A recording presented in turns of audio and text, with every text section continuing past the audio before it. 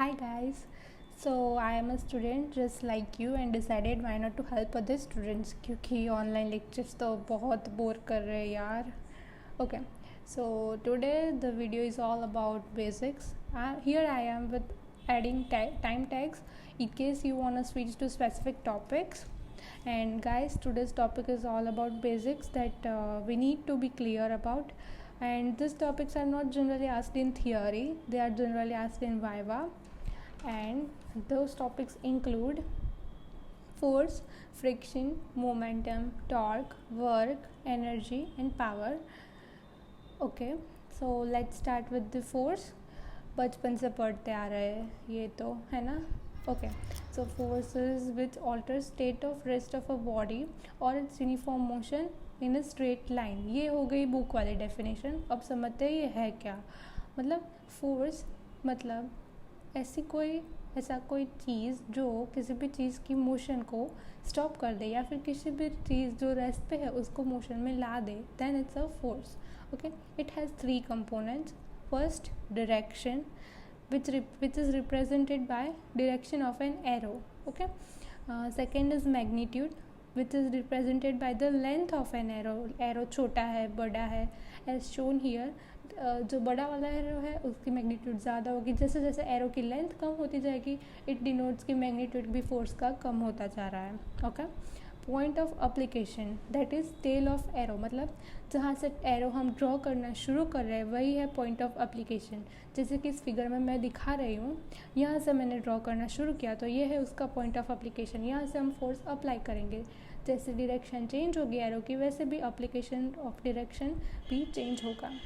Okay, now let's go to the types of forces. जब a single force is acting on a object which is free to move in any direction and वो movement भी create करता है वो force उस object की movement start कर देता है, then it's a simple force. Like as shown in this diagram, I am drawing this arrow, so point of application is here, and now if force is applied it moves in the direction of the arrow. Okay, now when two forces are acting and in the same direction at a common point, then it's equivalent to same force पर जो उस force का magnitude होगा वो दोनों force का add होके आएगा. मतलब जो दोनों फोर्स लग रहे हैं उनका जो सेपरेट मैग्नीट्यूड है वो मिक्स होके इसमें आएगा, ऐड होके. Sorry. When two equal forces act on a common point and यहाँ they will be in opposite direction, then it will cause equilibrium. Object will not move, it will remain at their place क्योंकि दोनों force एक तो opposite direction में plus equal magnitude है दोनों का, तो वही का वही रहेगा ना. ओके, एंड व्हेन दो अपोजिट डायरेक्शन में फोर्स एक्ट कर रहे हैं लेकिन एक का मैग्नीट्यूड ज़्यादा है और एक का कम है, then object will definitely move towards the greater magnitude. Okay, now the next one is most important and tough to understand.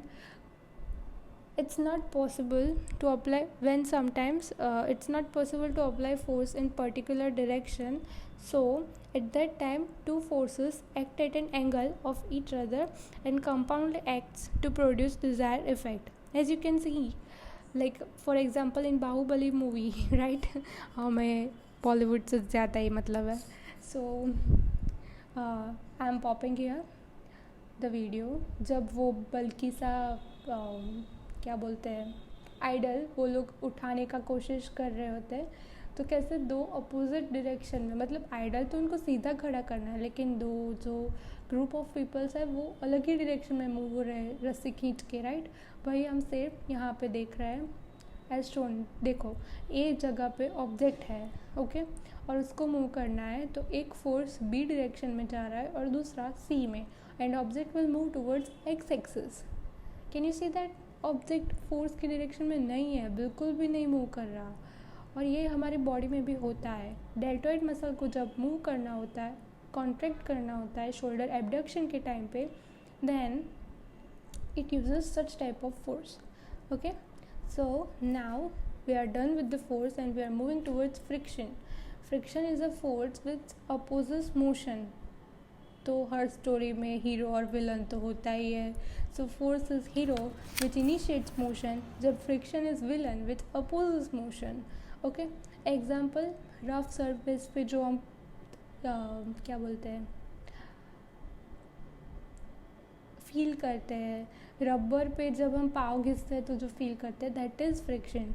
Friction also generates heat, right? Physics kids, you will be knowing. Okay, so it is sometimes friction is helpful and sometimes it needs to be avoided. Like we need friction at slopes, stairs, so that we can avoid slippery floors and falling. We also need to suggest non-slip footwears to the patient who are suffering with balancing issues and have gait problems. Rubber fuels at walking aids do a great great help to the patients who are using them, as वो वैसे भी disabled है और वो walking aids use कर रहे हैं, walking aids ही उन्हें और गिरा के और problems क्रिएट करेंगे तो कैसे चलेगा, right? We need to be at friction and rubber fuels acts as friction producing object. Normally भी हम जब चलते हैं तब फ्रिक्शन होता ही है, लेकिन वो फ्रिक्शन बहुत ही कम होता है और हमारा जो फोर्स है वो उसको ओवरकम कर देता है, जबकि रबर फ्यूरल्स और वो सब जो फ्रिक्शन प्रोड्यूस करेंगे वो हेल्प करेगा उनको, right? And sometimes we need to avoid friction, like while we are applying massage to the patients, the friction we feel with the skin and hand between them, it might damage the skin, it might irritate patient, so we use talcum powders, oils, such products to reduce friction over there, right? We are moving towards momentum. ये तो वही physics वाला product of mass and velocity, वही momentum है, कुछ नया नहीं है. लेकिन हमें ये हेल्प करेगा, जैसे हैवी बॉडीज़ का मोमेंटम कैसे हम डिटरमाइन करेंगे. जो हैवी बॉडी वाले पेशेंट्स हैं उनकी मूवमेंट स्लो होगी. हमने ये ऑब्ज़र्व किया yoga day to day life में, जो हैवी बॉडी वाले इंसान होते हैं उनकी मूवमेंट्स, लाइक हम जो पतला इंसान होगा वो ज़्यादा फुर्तीला होता है, right? Same way heavy body patients will have slower movements as compared to lighter body ones. तो उन दोनों के बॉडी में सेम फोर्स प्रोड्यूस हो रहा है लेकिन उनका मास ज़्यादा है, right? So the difference is same. Now let's come to the torque. Torque में कैसा है, अगर ये ऑब्जेक्ट है, राइट? अगर एक फोर्स हम डाउनवर्ड डायरेक्शन से अप्लाई कर रहे हैं और एक यहाँ से, तो ये ऑब्जेक्ट ऐसे मूव होने लगेगा और it will produce rotational motion. और ये रोटेशनल मोशन जनरेट करने के लिए हमें जो फोर्स अप्लाई करना पड़ा, that is known as torque. Okay, अब वही फिज़िक्स वाले प्रिंसिपल्स, लेकिन बहुत इम्पॉर्टेंट फिजियोथेरापिस्ट के लिए. Fifth, that is work, right? Work is by force into distance through which force acts. Okay, product of force into distance. Its unit is joule, or it's usually measured in joule or ergs. And ये तो पता ही होगा कि 7 से जो पढ़ते आ रहा है यूनिट तो सबको रट्टे मार के याद किए होंगे ना. ओके, और then next is energy. It's a capacity of everyone's body कि वो कितना काम कर सकते हैं. और ये बहुत काम का कॉन्सेप्ट है क्योंकि कई सारे टॉपिक्स हैं, जैसे एरोबिक एक्सरसाइज, फ्री एक्सरसाइजेज, उसके लिए ये बहुत इम्पोर्टेंट रोल प्ले करता है. एंड वो दो पुरानी वाली एनर्जी के टाइप्स, काइनेटिक एंड पोटेंशियल, वो तो हमें रग में बह रहा है, राइट? 5th स्टैंडर्ड से डेफिनेशंस रट्टा मार रहे हैं. Okay, so now moving on to the next topic, power. Power is rate of doing work और the rate of energy expenditure. It is measured in joule per second or ergs per second. It is also an important factor while designing exercise plans, RM determination, etc.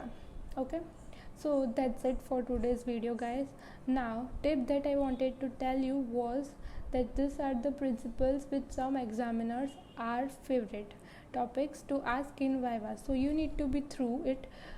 And I would suggest कि आप एक बार ये exam से पहले playback speed increase करके या time stamps के through use करके रिवाइज़ कर लें. ऐसा नहीं है मेरा ही वीडियो देखो, बुक से रिवाइज़ कर लो, लेकिन please guys, I have been through vivas and ये लोग ये क्वेश्चंस बहुत पूछते, ये उनके टॉप मोस्ट फेवरेट है. So do revise them and do let me know in comment section below if you want me to make video on tips and tricks for Viva Voice, and follow our Instagram page at PhysioLearn.